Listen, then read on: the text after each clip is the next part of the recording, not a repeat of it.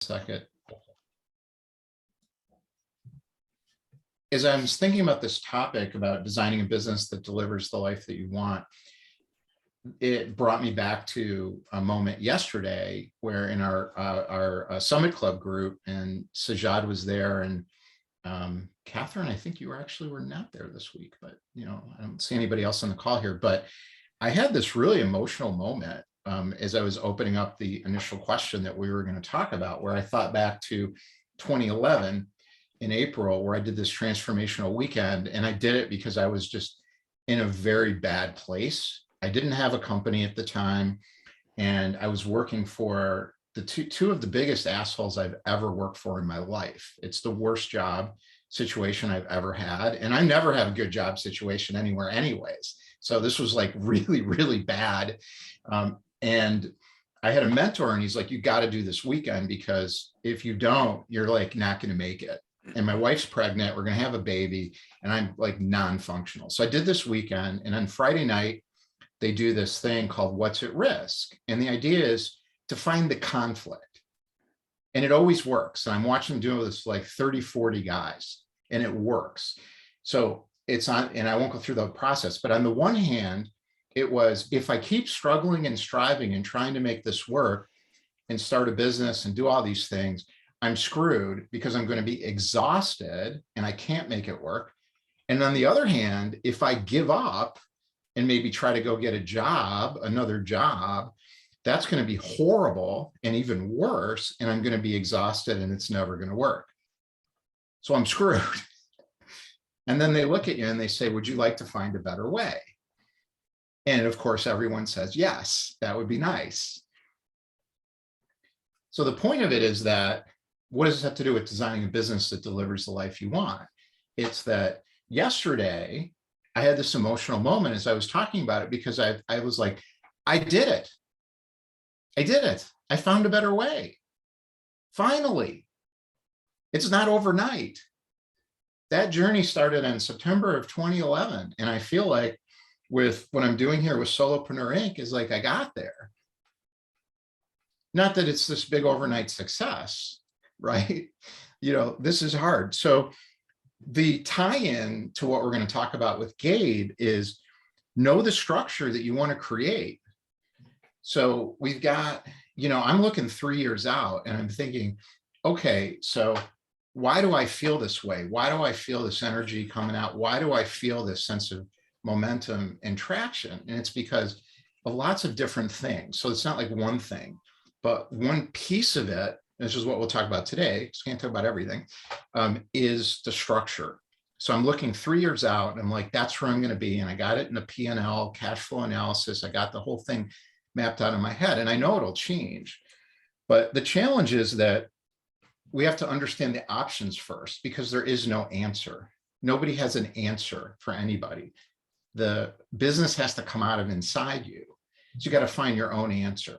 But what's great is there's all kinds of people out there who really understand this topic and can give us incredible information. And they have their own experience, which is what I'm listening to. I'm like, what did you actually do? What actually happened based on the thing that you actually did? And that's why I want to talk to Gabe, because he's succeeded at doing this too. So for me, I've got 3 examples that are totally different. Take them from what you will. And then we'll talk about Gabe's example, and then anybody else who feels like they've successfully created a business that's given you basically the life that you want, feel free to share your example. Or if you're on that journey and you're trying to figure it out, ask a question. So that's the idea of making this a conversation, not a webinar, or a lecture. So the first one for me was back in my 20s. I went into a family business, and it was my mom and dad, and we're packing boxes late at night to go to a trade show at 11 o'clock. And I was like, why are we here so late? Can't we get somebody to help? And they says, we tried that once and Mark didn't work out. So their idea was employees don't work. So the way I did it was I hustled my ass off. I did all the work. I went on the road. I started making real money. I scaled the business. And the minute I figured something out, I hired somebody to do it. And because I didn't really like doing the work, it was easy to delegate. So that was what that method was to create that structure. So do the work, figure it out, hire somebody, delegate it, they're better than you, and then move on to the next thing. Now, the second business was called Sales Partners, and that was very different. So in that business, I found that it scaled so fast. Within like a year and a half, I had 30 clients, $5,000 to $8,000 a month retainer. It was craziness. So I hired a full-time right-hand ops person to manage that whole system. And I said, please figure this out. I didn't micromanage the person. I was like, please figure this out so I can go get clients, deal with stuff, make these things happen that I'm better at. So that's kind of that zone of genius idea. And that really worked well for me at the time. And then the other piece of it that I did was, unlike the first business, I didn't build a whole stable of W-2 people. So I had one W-2-like person who I even paid as a contractor, even though it's kind of not what you're supposed to do in the state of Illinois. I did it anyway. I didn't realize. So we migrated that at some point. But I found lifestyle people to do the sales and do a lot of the jobs. So people overseas, expats, people who were kind of recently retired who were really good at sales and would make cold calls, all that stuff. So I built the company virtually, and that worked really well. So that was 2. Now 3, the Solopreneur Inc. is, I'm calling it the Viktor Frankl approach. So if people know him, he wrote a book called Man's Search for Meaning. He was in a concentration camp in World War II, and he figured out life because he had to in that camp. And what he realized was that life is about having meaning and purpose, and that's it. Like, if you have meaning, your life is okay. You're going to make it and things are going to work out. And he was able to leverage that to survive that concentration camp. And he had an amazing life afterwards. There's pictures of him climbing mountains and stuff. I mean, it's just one of the most amazing people around. And this company I'm building from a meaning perspective. And I'm doing it inside the market. I'm trying to understand what people really want and what they need. Because if I can't deliver value and I can't get people the transformative results that they want, the meaning won't be there for me. So it can't just be about the money or the processes or procedures, all this stuff. It has to be about more than that, because meaning comes from impacting other people. And he was pretty clear on that, and he understood that. It's a very different way to build a company. Now, the structure could be the same or different. For me, in this case, the structure is going to be very different because I'm not looking at a service that requires a whole bunch of people to deliver. So the idea is to build it as a system that delivers value, but there's a lot of technologies and techniques right now, which we can certainly talk about. And a lot of people here are seeing this, maybe don't understand it. Some people here have already done it, where you can actually scale a multi-million-dollar business with a couple of people today. I just don't think this was done. I didn't know anything about this 8 years ago, 5 years ago, or even a couple of years ago, frankly. So that's kind of the setup. So why don't we bring Gabe up on stage, and we'll spotlight Gabe and myself. And then anybody who has a question or has done this in their own way and wants to share their experience, feel free to raise your hand, and we'll kind of bring you up after we kind of have a quick conversation. So Patricia, if you want to do the spotlight. Okay.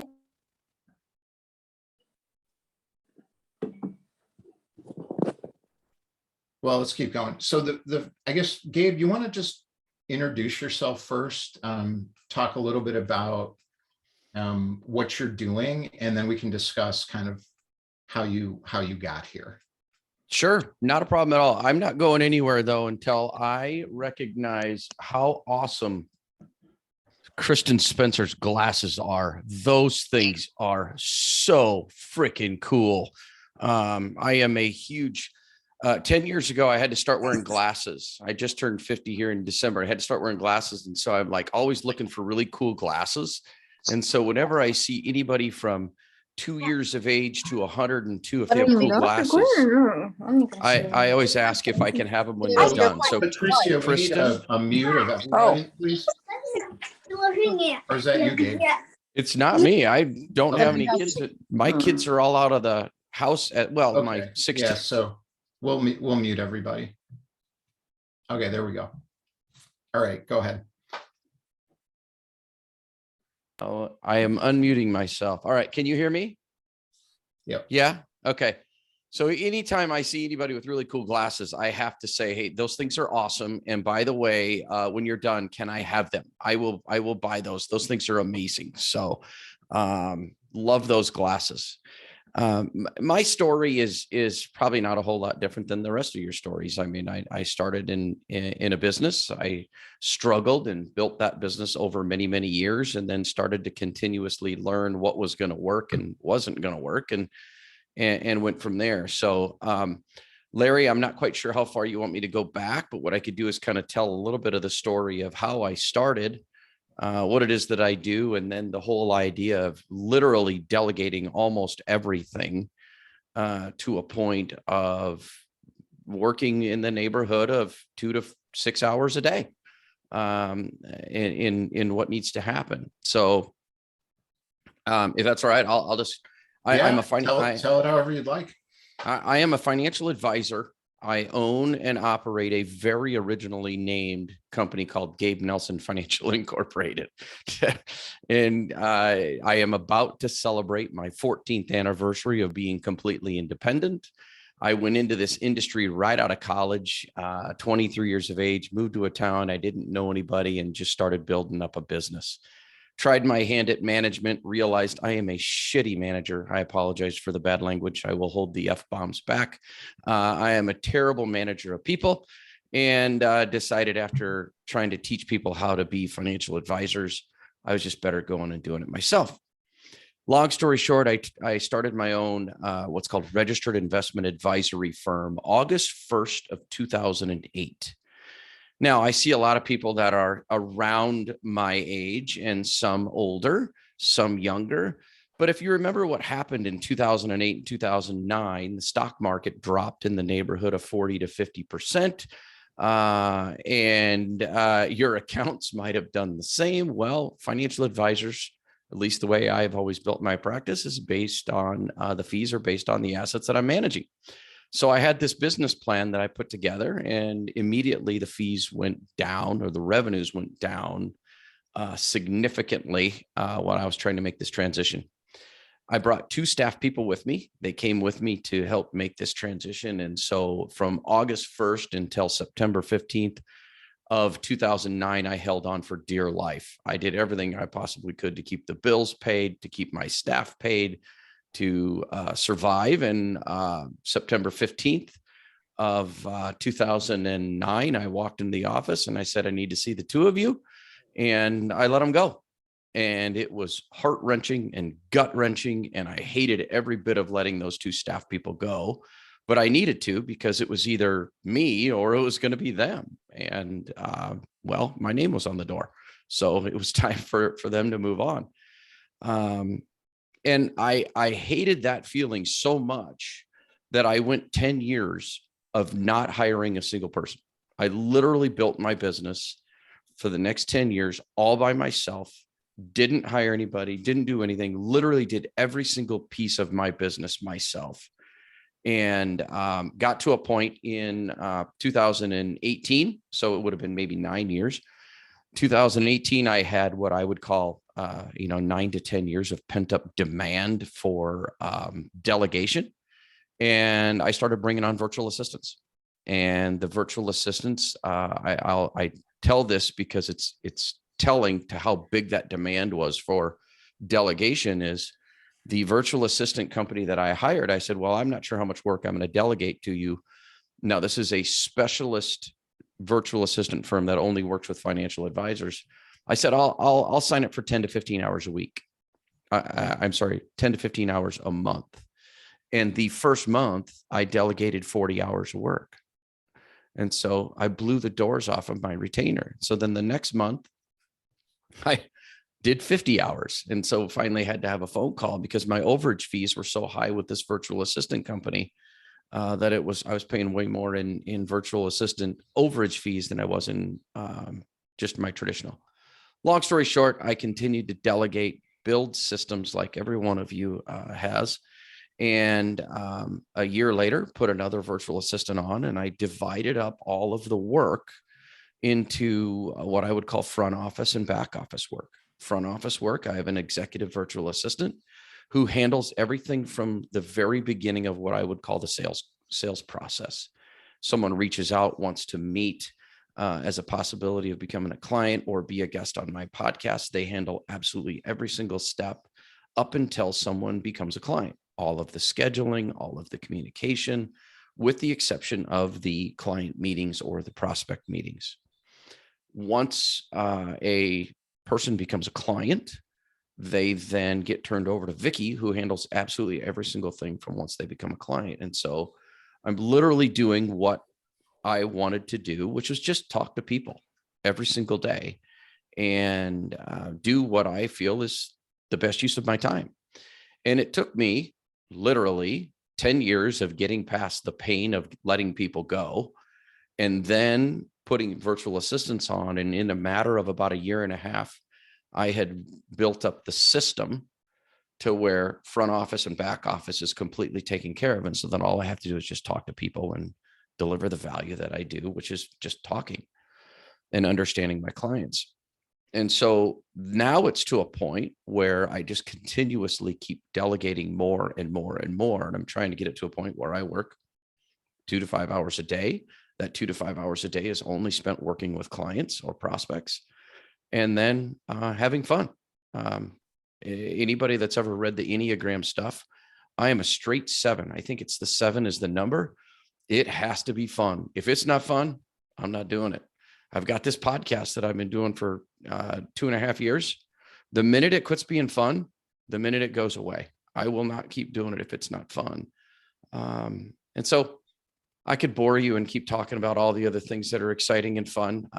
I will say one thing, one of the neat things that has come as a result of this freedom of being able to just do only what I do best is this year, my wife and I could go into that long story, but short, sweet, and simple. My wife and I and another couple started the first ever women's pre-professional soccer team in the state of South Dakota. And we are in our inaugural season. I'm getting goosebumps just talking about it. We, of all things, are 3-0. We have our second home game tomorrow night. If we win, we'll be 4-0, and we will have blown everybody away with this brand new team that we brought in. And so it's an 8-game season. We may make the playoffs. We may not. I don't know. But what I know is it's opened up the opportunity to be able to focus on the things that have a tendency to be fun. So I'm willing to answer any questions. Go wherever you want to go, Larry. But that gives you an idea who I am, where I'm at. All the other thing I'll say is I'm 50. I got 3 daughters. I got a 22-year-old who just finished college. I got an 18-year-old who just finished high school. I got a 16-year-old who's going to be a junior in high school next year. And tomorrow, my wife and I celebrate our 27th wedding anniversary, which is pretty cool. So. Yeah, that's fabulous. Yeah. Gabe, I love the story, and it was very intentionally created. I'm sure it wasn't quite like that as you were doing it. You know, Steve Jobs has this great line about, you know, I can connect the dots looking backwards, but going while I'm doing it and I'm going forward, it doesn't quite kind of seem that clear. And, you know, I wonder as you think about kind of how you do this, what is the what are the challenges and the hurdles along the way in making something like this happen? Obviously it took you a long time. It just didn't happen overnight. So what did you struggle with as you went through this whole process? The biggest thing that I struggled with in the very beginning was trust. And I'm seeing some things in the chat here, like, hey, I've tried VAs and they've never worked for me. And I've had other financial advisors that I'm friends with that I've been involved in coaching, you know, group coaching programs with. And they're like, you know, every time I delegate stuff, it doesn't work and I have to redo it. And what I always tell them is, one, you need to trust these people to do their job. They're professionals, just like every single one of you. You're all professionals at what you do. You don't need someone to tell you how to do what your job is. You just need to have them tell you, here's the vision of what I want done. Here's the end goal. And here are the steps that I'm hoping you'll take. But then again, if they're really high quality people and they are really good, they're going to get the job done probably better than you could do. It just may not be the same way to get there. They might take a right turn instead of a left turn. And so one of the biggest things that I had to get through my head was the trust, like, hey, they're going to get this done. And then the other piece of the puzzle is I started to really understand the value of creating workflows and steps. But what I've chosen to do is say, here's the goal, go from A to B. I don't care how you get there, but make sure you create a workflow so that the things that are done that need to be done, whether it's opening account, closing account, or scheduling a meeting, whatever it might be, have that put in place so that they're ready to go. Question from Sajad, do you give your VAs SOPs? The answer is I give them the vision and I have them create their own SOPs. So they then do it the way they're going to do it, understanding what the end goal is. I'm going to be bringing on a woman. Her name is Marilyn Gabes. She has a VA company, and I think VA is a big challenge for a lot of people for lots of reasons. Obviously, trust is one of them, but I think there's other reasons too. And we had a long conversation about this. And one of the things that she does is she's an expert in not supporting a company, but in the companies themselves. So she understands the full series of operations and market systems and delivery and all of these things for the companies they're supporting. So when somebody says, oh, I need a VA to help me with my social media, she's like, okay. And then she goes in and she looks at the company and says, no, you don't. What you need is actually this. And this is how I would structure that. And I don't think many VA companies I've found actually do that in the way she does. So I'm going to bring her on. We'll have a conversation about that at a future event. And anybody who's interested, just reach out to me and I can make an introduction to her. But I was pretty impressed with the way she thinks about it. You talked about delegating pretty much everything and freeing up your time and all of this thing. Now, there's another philosophy that I've been studying, which actually I think I've adopted right now, which is more of the philosophy of resilience. So the idea is not lean into the things that you love as you're building the business, but lean into the things that you need to master to get to the destination you want to get to. So for example, if you have to be on stage a lot and you're terrible at public speaking, get your YouTube channel going, learn how to speak, learn how to do a TED Talk, even if you don't want to.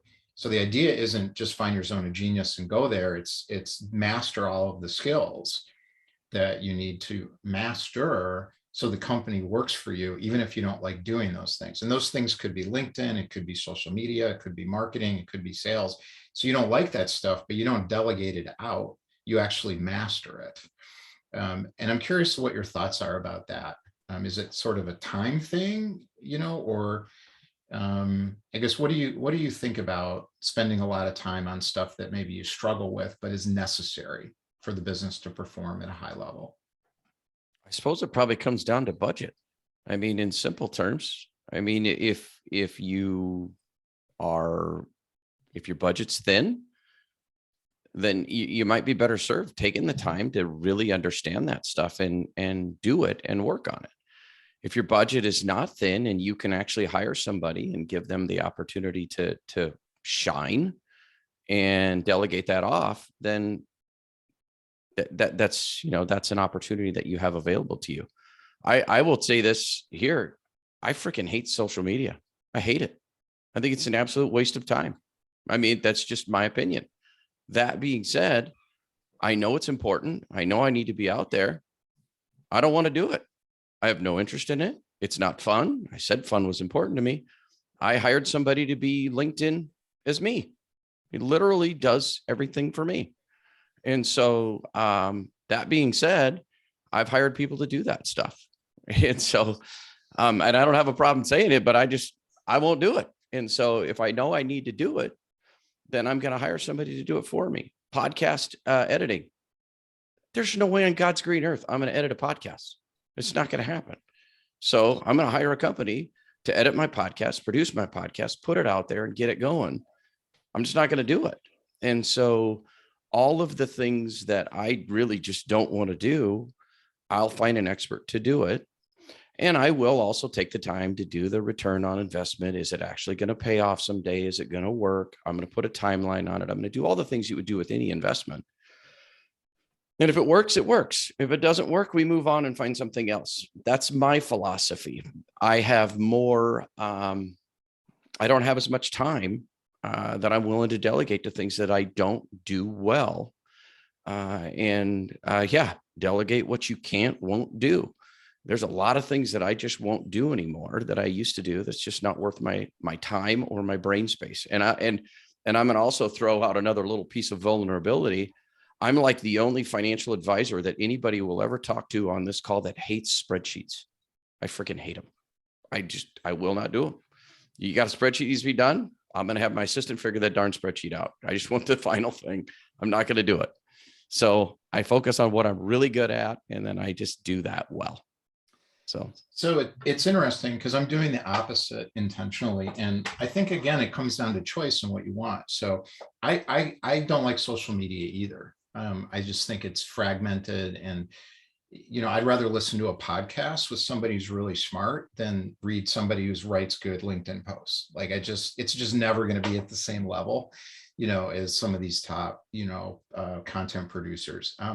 But having said that, I'm intentionally deep in it every day myself without anybody being me in social media, because I think it's that important to understand the dynamic of it.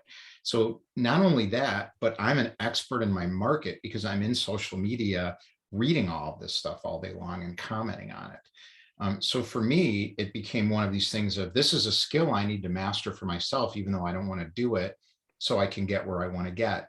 Now, at some point I may delegate it, but that was the decision I made. So I don't think there's a right or a wrong. It's important, I think, though, for people to understand what they're doing. So you don't just go out and do a bunch of stuff. Like, there's got to be like, I'm trying to get here. These are the obstacles. This is what I need to be able to do to get there. This is how long I need to do it. And oh, by the way, this is going to take 12 months, not 6 weeks. And, and I need to go in kind of knowing that. Sajad, you had a question, or sorry, go ahead. Gabe, do you want to respond to that? And then Sajad can. Yeah, I was just going to add one more thing. I think what we have to remember, though, is we have to remember what really truly pays the bills. And someone put it in there, it's all about the bottom line. You got to remember what truly pays the bills. If you know that being on social media doesn't truly pay the bills, you need to focus where you're going to get paid. I mean, to be really, we're all in business here. I don't see a bunch of charities in the back of your guys' screens. We're all here in business to make a profit. And so I know that the time spent in social media is not going to make me my bottom line, at least in the very beginning. It's going to take a long time to build that up, the way financial advisory business works. So I know that if I really, truly needed to grow my business, I would go back to the old way that I built my business, and I would go and start getting back into the networks that I need to get to. I would go see everybody I needed to see, and I would get my my referrals built up, all the things that are already working, but I would go there because it depends completely, Kristen, what you're saying. It depends completely on your target market. Who are you working with? Who are you trying to get? And what is your bottom line result? So it depends on what you're selling, in the simplest of terms. I think it's a great comment. And for me, from a financial standpoint, being active in social media and using it as a connection mechanism as well as a publishing mechanism is working for me. Otherwise, I would not be doing it. I would maybe outsource a little bit of it and focus somewhere else. So I think it's an excellent comment. Sajad, you want to? Yeah, I had a question for you, Gabe. Spotlight him as well. I got turned on to this YouTube channel about 4 days ago. This guy is an entrepreneur, but what he does, he walks up to people that have houses that are like $10 million or $20 million or $1 million yachts.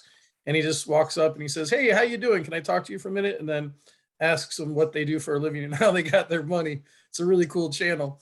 And one of them was this husband and wife, and they had the biggest gym franchise in the country. And when they started to do delegation, one of the things that her husband told her was, if we can find people 80% as good as us, that's good enough to grow this business. So I was interested in what you think of the thought of not expecting somebody to be the same level as you. Well, I think it comes down to what are you delegating, and what are they doing? Like, for example, can I craft an email just as good or better than my executive assistant who's going to schedule something? Yeah, but does that really matter? Like you said. So I resonate with that theory. If they can do it 80% as good as I can, then it's going to be good enough. I'm not a perfectionist, though. I'm not one of these people that has to have absolutely everything perfect. I know we're going to have mistakes along the way, and we're going to have to fix them. So I like that. So, John. Yeah. Great. It makes a lot of sense. Susan, you have your hand up? You're on mute.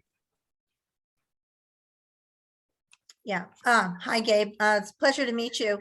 And this is a great topic, because if we are not in our own zone of genius doing what we do best, we're really not able to serve, at our highest level and be, we can only give what we have to give. And if we're busy doing all of this admin and all of this copywriting and posting, and it really is a huge energy suck. And so I, as a perfectionist, have learned to delegate and trust.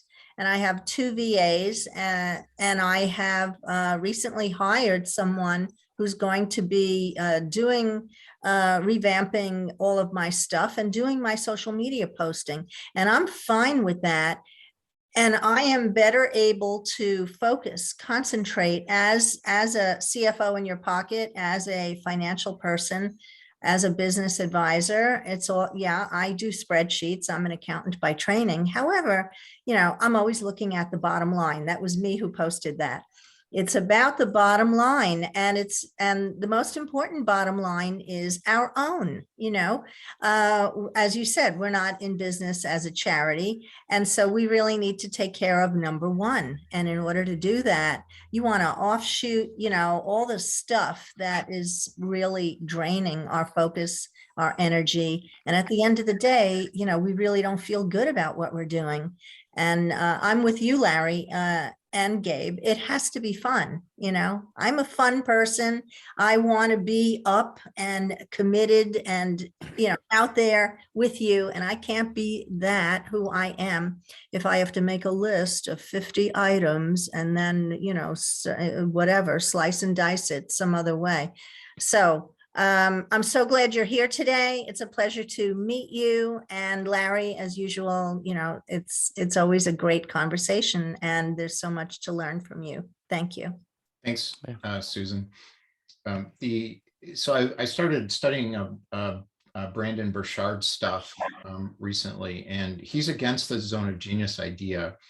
He's not against delegation or not doing admin or operational stuff, but what he says, and I agree with him for myself, is that building resilience and mental toughness around tackling things that are absolutely essential but very hard is an incredibly important growth skill.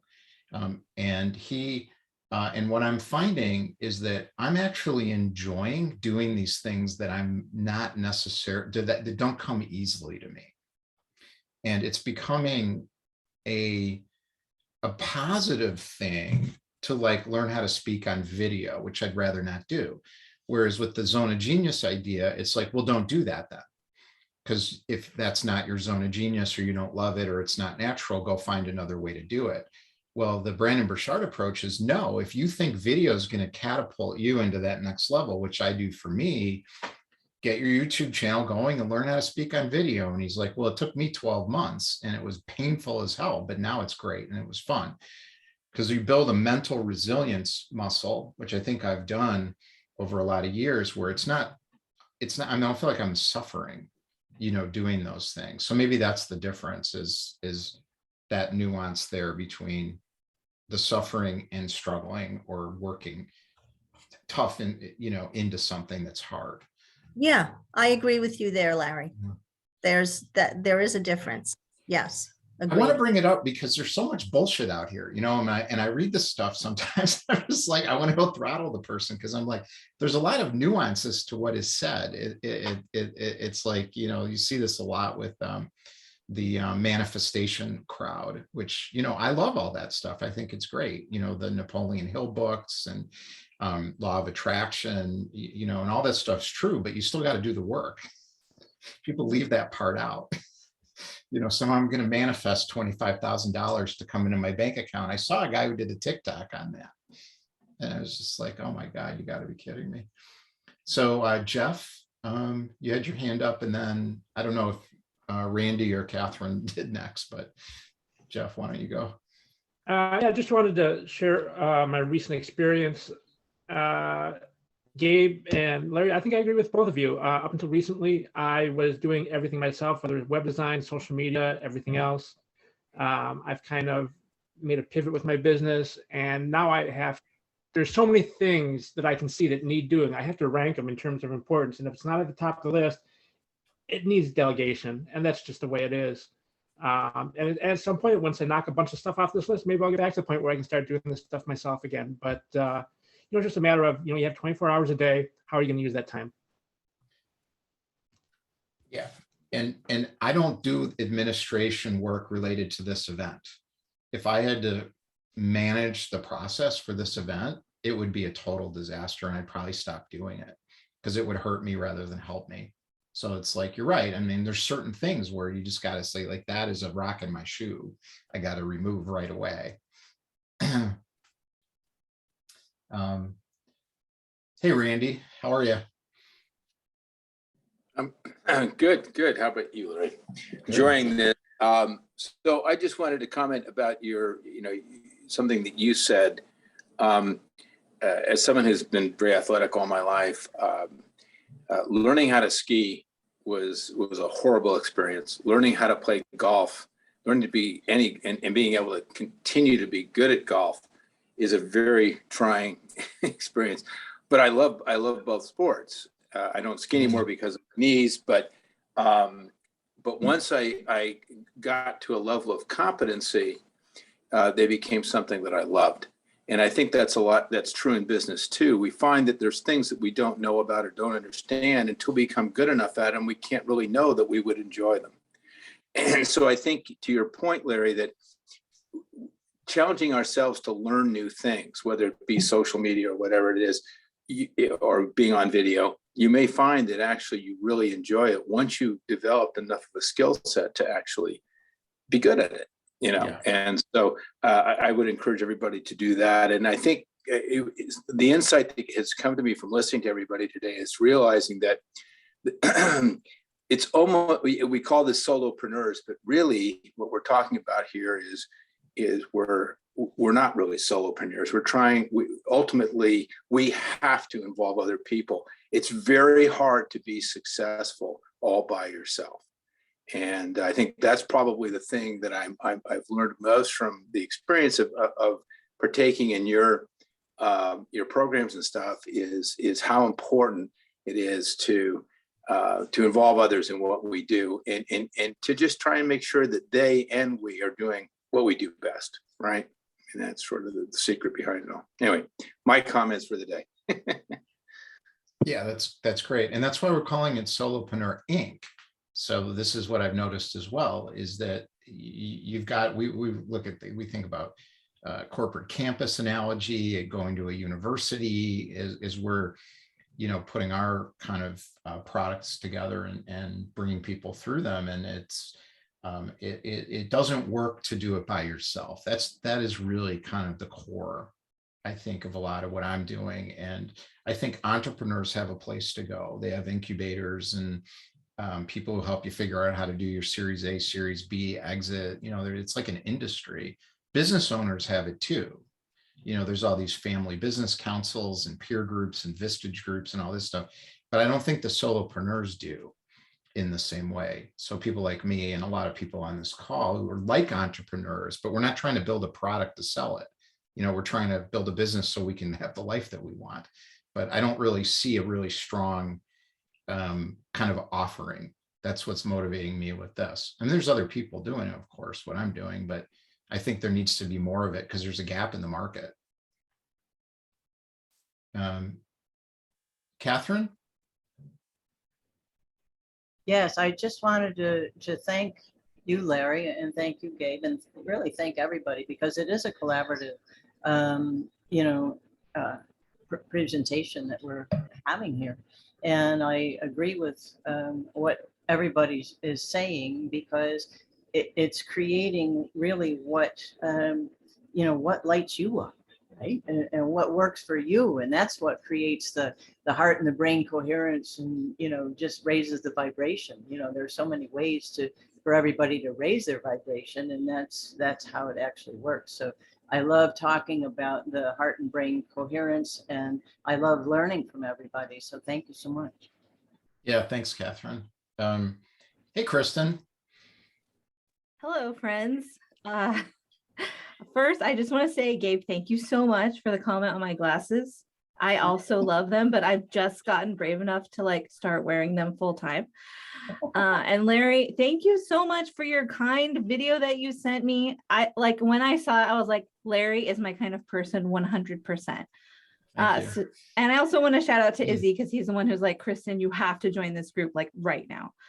I do have a question. So my question is about passive income, because I see, Gabe, you have a book behind you, and I write books too, for myself and for other business owners. I'm a ghostwriter, but I want to know, how do you incorporate passive sales systems into your business? Because I'm starting to get maxed out on client work, and I'm trying to figure out what's my next step as far as building out my passive systems for my business messaging service that I provide. So I'll go ahead and mute myself now and listen. Well, first of all, I will say this. Most of us entrepreneurs that write books don't make any money from the books. I mean, we don't make crap from the books. I mean, that's literally a very large business card is what it is. And then that's going to feed into something else, whether it feeds, you know, credibility for clients or speaking engagements or whatever. I guess my curiosity, the thing that I always think about when I think of passive income, that doesn't have to do with, you know, buying a rental property or things like that a lot of my clients will do, is I always come back to a course. Is there a course you can create that then can work for you 24/7? Is there a specific course with your area of expertise that you could take your knowledge and you could put it into a step-by-step course that someone would pay, I'll just say $500 for this course that'll take them 5 days to go through, that, you know, type of thing. And then incorporate that piece into, you know, the overall financial plan that you have of the revenue streams. But the issue that I would say is make sure you really take some time and think about, do you have the capacity to even create the course? If you're running into capacity constraints, and I'm sure I'm not telling you anything that everybody else here wouldn't agree with. If you're running into capacity constraints, raise your prices, crank up your prices. You know, that'll solve a capacity problem pretty quickly. But it generally works out for the better, because it's one of the scariest things in the world us solopreneurs have to do is go back and raise our prices. It's scary as hell, to be very blunt about it. But the crazy thing is if you communicate that price raise properly, you generally make a lot more money and you have a little less work to do at the end. So I would say start there. You probably already have. I'm just saying, raise your prices. And then the next piece is start thinking about, you know, what are the things that you would enjoy doing so that you'll actually go through with that resilience that Larry talks about to get it done. So if you want to have a course done, do you need to hire somebody to help you do the course? There's a gentleman that's going to be coming up on my podcast here soon. His name is Craig Cannings, Cannings, and he helps people create courses. I don't know if that's something that's a good resource, but I would go down that road and see if something like that would help you. That's my first thought without knowing your situation. I'm going to add a couple of things and go on a different tangent on it. So first, how did I do passive income? So I did successfully do that, and I'm funding this business growth and allowing myself to go slowly with it because of passive income. I would not recommend doing it the way I did it though. So I built a business and I've delegated the entire business to a president to run as of kind of fall of 2020. That is not an easy thing to do. And I don't think you go intentionally do that. It just sort of happens. So that's how I did it. Second, the course market requires a massive audience. So if you're going to do courses, you're going to sell them for $50, $150, $200. The days of a $2,000, $3,000, $5,000 course is over. What does that mean? It means you have to be incredibly good at one of two things: media or organic, paid media and funnels, or organic social media. And I mean good, like hundreds of thousands of followers. Otherwise, you won't do enough volume. So you make a massive investment in this thing and you'll make no money. There's a third way, which I can't say I've done yet, but it's what I'm going to do, and that's scaling in groups. So I think I have a very, very scalable opportunity to help people teach each other how to be successful using a system that I create that I know works because it's working for me and it's working for people I'm working one-on-one with to get the bugs out, right? But then we can create a methodology to teach other people how to teach it inside the group, inside the community. The course piece are modules, so I don't have to explain myself over and over again, and that person doesn't either. But they're little 3 to 5 minute things. You can deliver them on an app. If you want to see some examples of how this works incredibly well, Brandon Burchard's one of the best I've ever seen. I mean, his app that he's got, I forget what it's. I mean, I'm doing the course, not just to do the course. I don't really need it, but I'm learning a lot from it. But what I'm really doing, it's called Growth Day. But what I'm really doing is I'm trying to figure out how the hell he did it, because I want to do the same thing. That is eminently scalable to 20, 30, $50 million with a small team. So, hey, Sajad. Yeah, something I learned from you, Larry, and I'd love to hear you. I think it would be beneficial for everybody, and then hear what Gabe has to say about it too. The difference between sales and marketing. Go ahead, Larry. I'll follow you. So I call it connecting and then attracting. So this is really important to me. Is if you're going to start, you want to build the company inside the market. Your job is to become an expert in the desires, the beliefs, the habits, the proclivities, the behaviors, the purchasing decisions, and how much people pay and what they get out of it, who's doing what, to whom and where in your market. You're an expert in the market, not in what you do. That requires sales. In other words, tons of conversations with tons of people. Now, I don't know what the word sales means anymore, really, but to me, is having a ton of conversations with tons of people, trying to figure out what are they focused on, why, where are they trying to go, how do they see the obstacles to getting there, what are they doing to overcome those obstacles. When they pay for something, why did they pay it? What happened before they pay? How much did they pay? Who did they pay it to? All of that stuff. I have a database, hundreds of conversations with all this data. So that's why we changed the name of the company. That's why we changed the product we were going to deliver, how we're going to deliver it, how we talk about it. Everything came out of all that data and gathering all that data. Now there's another phase called conversion conversation, which is how do you, when somebody raises their hand on those calls and say how much, or what is it?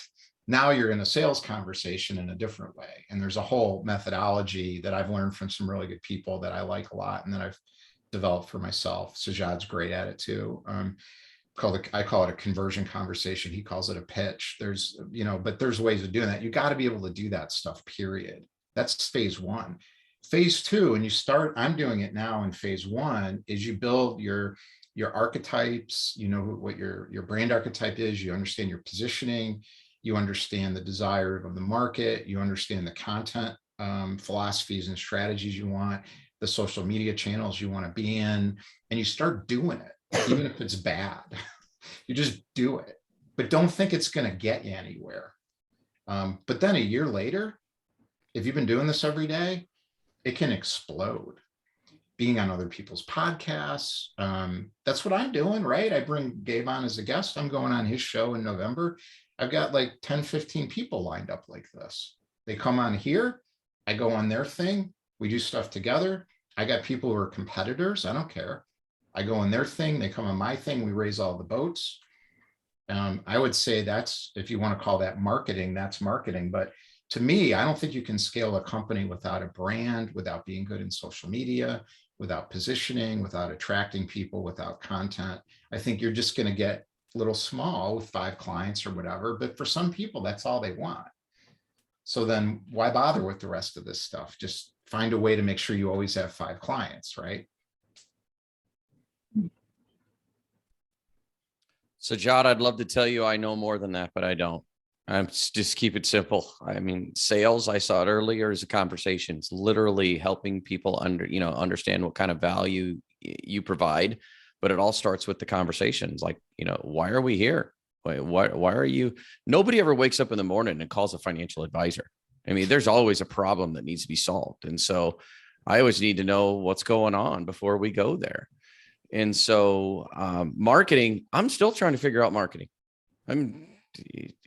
Larry said it best, all the different pieces of the puzzle. So the marketing is just helping people be aware of what you're doing. And then where do they go? And then the sales starts when someone raises their hand and says, I'd like you to help me. And in my world, they don't reach out unless there's a problem. That's when we go to work. So, and it's probably the same for every one of you. Mm-hmm. I saw a post yesterday on social media, and the woman said, stop thinking you can hire a person to do marketing. Marketing is these words don't mean anything anymore. It's so complicated. I mean, the difference between social media and doing posts and connecting with people on LinkedIn and driving organic traffic versus building conversion funnels and ads. And that's a whole nother one industry. There's 2 industries right there. And then you got your positioning and your branding and kind of who am I and who's my target market. That's a 3rd industry. I mean, I could go on and on and on. YouTube is an industry in itself.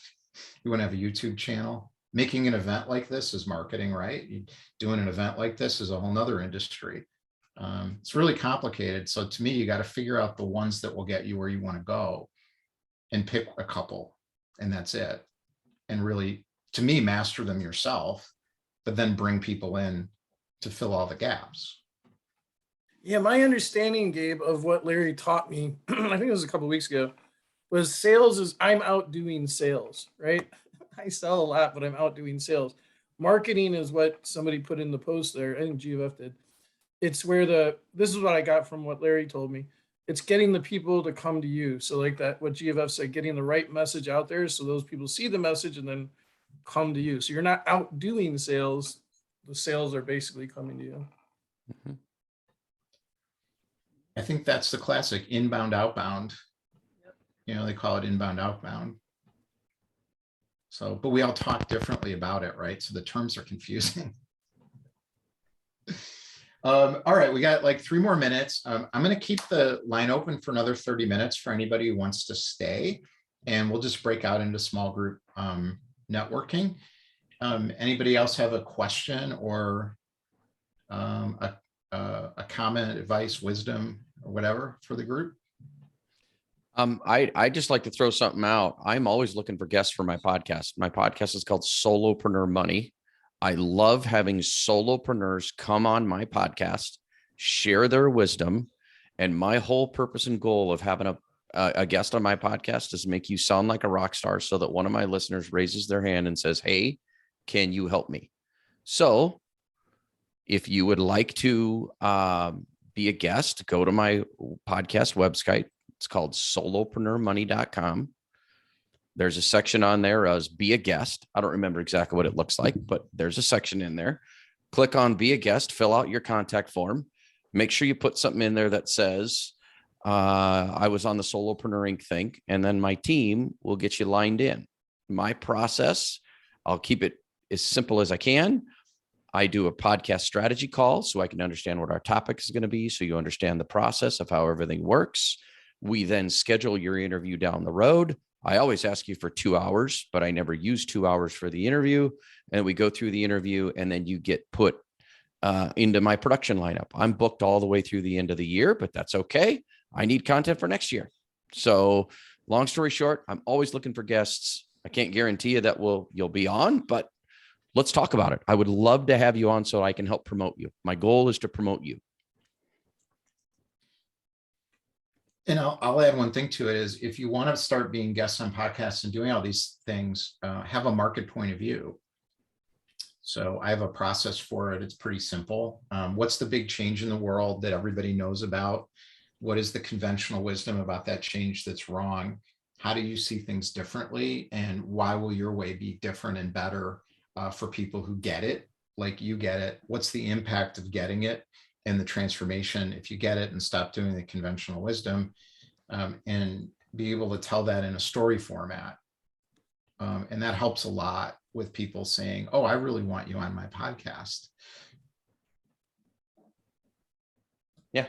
And I have a flow with my show that I go through. There's 3 questions I ask every single person that's on my show, and then I will stop talking. Smartest thing you've ever done regarding money, biggest mistake you've ever made regarding money, and what does mastering your finances mean to you? The purpose of the podcast is to teach solopreneurs how to master your finances so that you can create the life you want, which happens to be the name of my book. So the Solopreneur's Money Manifesto. So my apologies. I used up the last of your 3 minutes. So no, that's it. Thank you, Gabe. This was great. I really appreciate you doing it. I think we want to make sure you have the link in the to your podcast link as well as your book. If you want to put that link in the chat. I don't know if we did. Usually we do it, but I think I forgot to put it in there. But so thanks everybody for coming. If you want to stay on, we'll do some small group. You know what? Actually, last week we just kind of stayed in the main room here. Maybe we could try that. See how that goes. So if anybody wants to stay on, let's do it. We can stop the record here. I'll do that right here.